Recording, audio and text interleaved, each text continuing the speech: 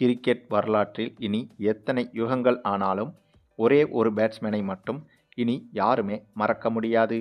அப்படி ஒரு சம்பவத்தை செய்திருக்கும் நம்முடைய ருத்ராஜ் கெய்க்வாட். அதாவது தற்போது இந்திய கிரிக்கெட் அணி 3 விதமான தொடர்களில் விளையாடி வருகிறது. இந்திய சீனியர் அணியை எடுத்துக்கொண்டால் ஆப்கானிஸ்தானுக்கு எதிரான 3 ஒருநாள் போட்டிகள் கொண்ட தொடரில் விளையாடி வருகிறது.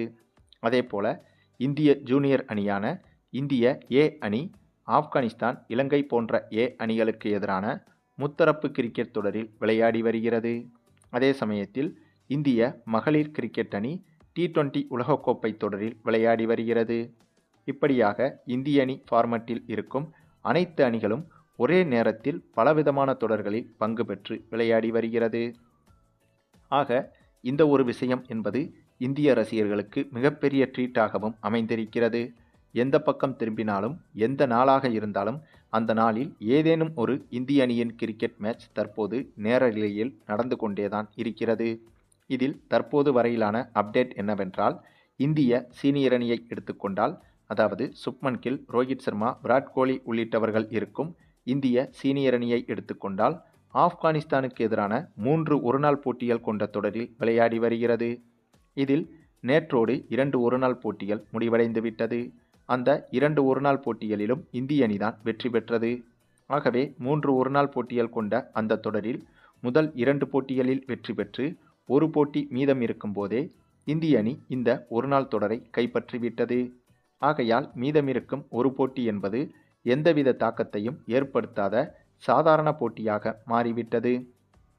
ஆகையால் அந்த போட்டியில் இந்திய அணி தோற்றாலும் எந்த ஒரு பிரச்சனையும் இருக்காது.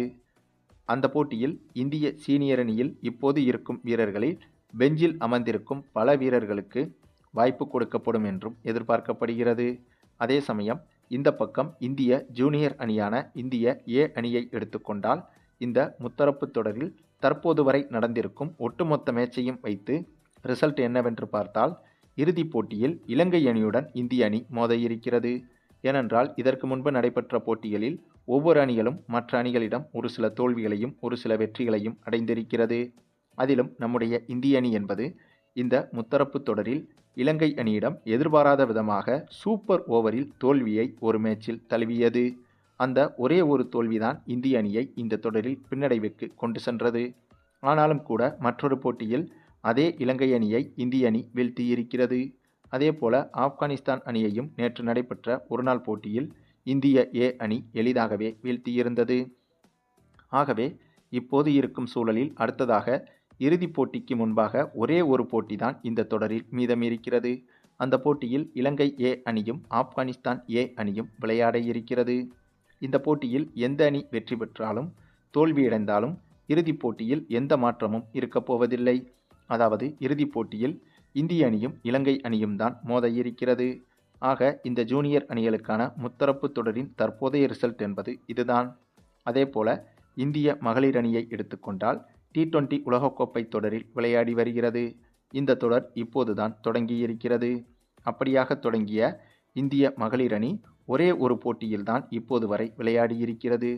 அந்த ஒரே போட்டியில் பாகிஸ்தானுக்கு எதிராக விளையாடியிருந்தது. அப்படியாக பாகிஸ்தானுக்கு எதிராக விளையாடிய அந்த ஒரு போட்டியில் இந்திய மகளிர் அணி அபாரமான வெற்றியை பெற்று புள்ளிப்பட்டியலில் முன்னிலையில் இருக்கிறது. ஆக அடுத்தடுத்த போட்டிகளில் இந்திய மகளிர் அணி தொடர்ச்சியாக வெற்றி பெற்று அடுத்தடுத்த சுற்றுக்கு தகுதி பெறும் என்பதை இப்போதே சொல்லிவிடலாம். அந்தளவுக்கு இந்திய மகளிர் அணியும் பலம் வாய்ந்த அணியாகத்தான் திகழ்ந்து வருகிறது. இந்த சூழலில்தான் தற்போது இந்திய ஏ அணியும் ஆப்கானிஸ்தான் ஏ அணியும் இன்றைய தினம் T20 மேட்ச் ஒன்றில் களமிறங்கியது. அதாவது இந்த முத்தரப்பு தொடரின் இடையே இந்த 3 அணிகளும் அவ்வப்போது வார்ம் அப் மேட்சுகளாக T20 போட்டிகளில் விளையாடி வருகிறது. அப்படியாக இன்று நடைபெற்ற இந்தியா மற்றும் ஆப்கானிஸ்தான் ஏ அணிகளுக்கு எதிரான இந்த ஒரு T20 போட்டி என்பது இன்னும் எத்தனை ஆண்டுகள் ஆனாலும் கிரிக்கெட் வரலாற்றில் மறக்க முடியாத போட்டியாக மாறியிருக்கிறது. ஏனென்றால் இந்த ஒரு போட்டி தொடங்கி டாஸை வென்ற இந்திய அணி முதலில் பந்து வீச்சை தேர்வு செய்திருந்தது. அதனைத் தொடர்ந்து பேட்டிங் செய்ய களமிறங்கிய ஆப்கானிஸ்தான் ஏ அணியை பொறுத்தவரையில் சூப்பராகவே பேட்டிங் செய்தது. மேலும் இது ஒரு வார்ம் அப் மேட்ச் என்பதால் எந்த ஒரு பதட்டமும் இல்லாமல் ஆப்கானிஸ்தான் அணி எளிதாகவே பேட்டிங் செய்தது. அதுவும் முதல் 10 ஓவர்கள் வரை சூப்பராக விளையாடிய ஆப்கானிஸ்தான் அணி 2 விக்கெட்டுகளை மட்டுமே இழந்து 90 ரன்கள் வரை குவித்துவிட்டது. பின்னர் அடுத்த 10 ஓவர்களில் லேசாக திணறவும் ஆரம்பித்தது ஆப்கானிஸ்தான் அணி. ஏனென்றால் முதல் 10 ஓவர்களில் 90 ரன்கள் எடுத்த ஆப்கானிஸ்தான் அணி அடுத்த 10 ஓவர்களில் கண்டிப்பாக 20 ரன்களை கடந்துவிடும் என்றுதான் எதிர்பார்க்கப்பட்டது.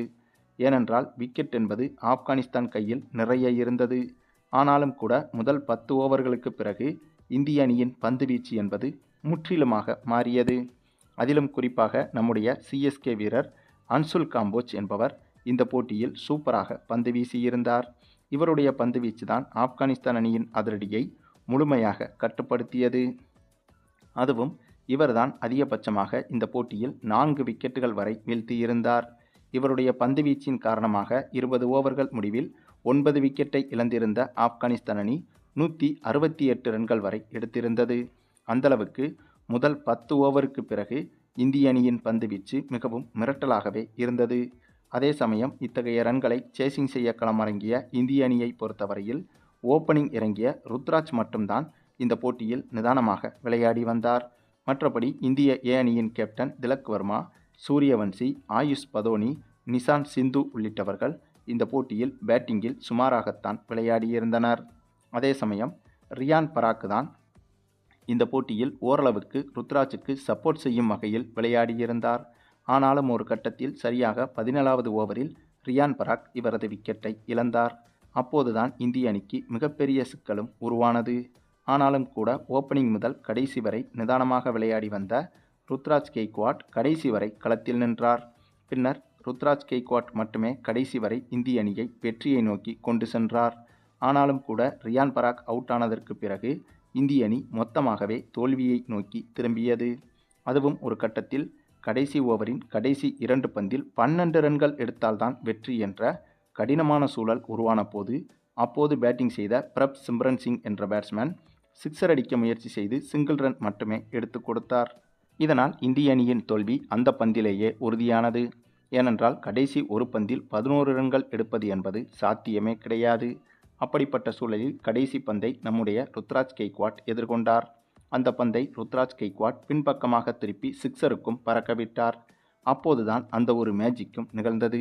திடீரென நடுவர் நோபால் என அறிவிக்க, அதாவது அந்த போட்டியில் வீசப்பட்ட கடைசி பந்தை ஆப்கானிஸ்தான் பவுலர் நோபாலாக வீசிவிட்டார். அந்த நோபாலில் ருத்ராஜ் கெய்க்வாட் சிக்ஸரை நோக்கி பறக்கவிட, நோபாலுக்கு ரீபாலாக போடப்பட்ட அடுத்த பந்திலும் ஸ்ட்ரெயிட் திசையில் மீண்டும் ஒரு சிக்ஸரை பறக்கவிட்டு வரலாற்று வெற்றியை இந்திய அணிக்கு பெற்றுக் கொடுத்தார் ருத்ராஜ் கெய்க்வாட். அதாவது ஒரே பந்தில் 11 ரன்கள் எடுத்தால்தான் வெற்றி என்ற அசாத்திய சூழ்நிலை உருவான போதும் கூட அந்த ஒரு சூழ்நிலையிலும் அப்படி ஒரு சேசிங்கை செய்து கிரிக்கெட் வரலாறு பார்க்காத சரித்திர வெற்றியை இந்திய அணிக்கு பெற்றுக் கொடுத்தார் ருத்ராஜ் கெய்க்வாட். இந்த ஒரு போட்டி தான் இப்போது ஒட்டுமொத்த கிரிக்கெட் உலகிலும் பேசுபொருளாகவும் மாறியிருக்கிறது. சரி, நீங்கள் சொல்லுங்கள், நம்முடைய ருத்ராஜ் கெய்க்வாட்டின் இந்த ஒரு மிரட்டலான அதிரடி ஆட்டத்தை பற்றியும், அதே சமயம் சீனியர் அணி, ஜூனியர் அணி, மகளிர் அணி என அனைத்து ஃபார்மட்டிலும் இந்திய அணி மொத்தமாக ஆதிக்கம் செய்து வருவதை பற்றியும் உங்களுடைய கருத்துக்களையும் கமெண்டில் தெரிவிங்க.